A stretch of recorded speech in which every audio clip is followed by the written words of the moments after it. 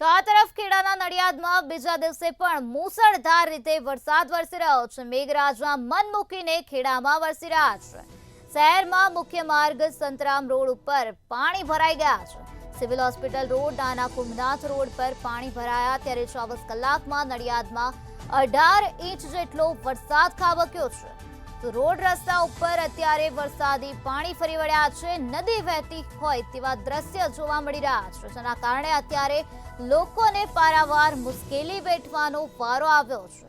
તો બારે મેઘ ખાંગા થયા હોય તેવી સ્થિતિનું નિર્માણ થયું છે। 24 કલાકમાં નડિયાદમાં 18 ઇંચ જેટલો વરસાદ ખાબક્યો છે। જનજીવન અત્યારે અસ્તવ્યસ્ત બનેલું જોવા મળી રહ્યું છે, કારણ કે રોડ રસ્તા અત્યારે પાણી થઈ ગયા છે। ખેડસમાં પાણી ભરાયેલા જોવા મળી રહ્યા છે। ખેડાના નડિયાદના દ્રશ્યો સામે આવ્યા છે, જ્યાં 18 ઇંચ જેટલો વરસાદ ખાબક્યો છે। મેઘો મુસળધાર રીતે ખેડાના નડિયાદમાં વરસ્યો છે, ત્યારે રોડ રસ્તા ઉપર નદીઓ વહેતી થઈ હોય તેવું લાગી રહ્યું છે, જેના કારણે અત્યારે લોકોને હાલાકી ભોગવવાનો વારો આવ્યો છે। તો સિવિલ હોસ્પિટલ રોડ નાના કુંભનાથ રોડ પર અત્યારે વરસાદી પાણી ભરાયેલા જોવા મળી રહ્યા છે।